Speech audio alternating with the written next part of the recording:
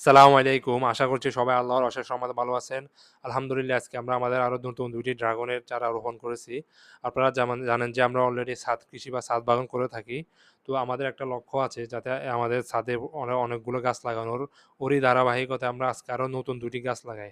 Actually গাছগুলো সাধারণত আমরা আমাদের যে পরিত্যক্ত যে বালতিগুলো থাকে ওই বালতি, তারপর যে ফল পরিবহনের যে কেসগুলো থাকে ওই কেসে লাগিয়ে থাকি।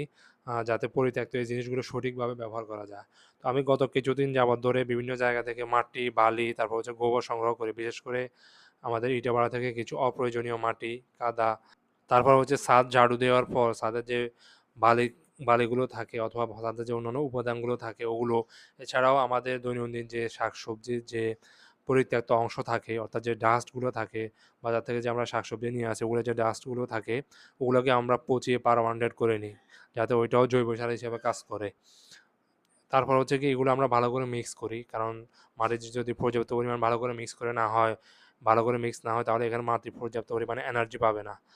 আর গাছ রোপণের পর বিশেষ করে আপনার গাছের গোড়ায় যাতে পর্যাপ্ত পরিমাণ পুষ্টি থাকে এক্ষেত্রে যথেষ্ট সতর্ক থাকতে হবে। আর ড্রাগন গাছটা কাটার ক্ষেত্রে আমাদেরকে যথেষ্ট সতর্ক থাকতে হবে। কারণ ড্রাগন গাছে আমরা সাধারণত গাছের একদম মাথায় লম্বা গাছের মাথায় যে ছোট, ছোট কান্ডগুলো থাকে ওগুলো সবচেয়ে উপযুক্ত চারা হিসেবে ব্যবহার করার জন্য। তো ড্রাগন গাছের সবচেয়ে ভালো হয় চারাটাকে যদি একটা জায়গায় নার্সিং করে নেওয়া যায়। কিন্তু আমরা যেহেতু ছাদ বাগান করতেছি, সরাসরি আমরা টবেই গাছ লাগাবো। তো এটার জন্য আমরা সরাসরি নার্সিং না করে ডাইরেক্ট এটাকে আমরা লাগিয়ে ফেলি। যাতে এটা বড় গাছ হয়, ফল প্রোডাকশন হয়। তো এক্ষেত্রে আমরা মাটিটা অনেকটা ঝুরঝুরে করে নিই। আর গাছ লাগানোর ক্ষেত্রে সাবধান থাকতে হবে যাতে গাছের গোড়ায় পানি জমে না থাকে।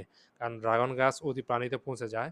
আর গাছগুলো লাগানোর প্রথম কয়েক সপ্তাহ ভালো পরিচর্যা করতে হবে। প্রতিদিন দেখতে হবে যে গাছটা বড় হচ্ছে কিনা, গাছটা স্ট্রং হচ্ছে কিনা, অর্থাৎ গাছটা কোনো পচে যাচ্ছে কিনা।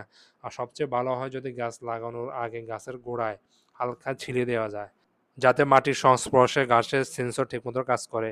ওগো বন্ধুরা, সবাই ভালো থাকবেন, আমার জন্য দোয়া করবেন। আসসালামু আলাইকুম।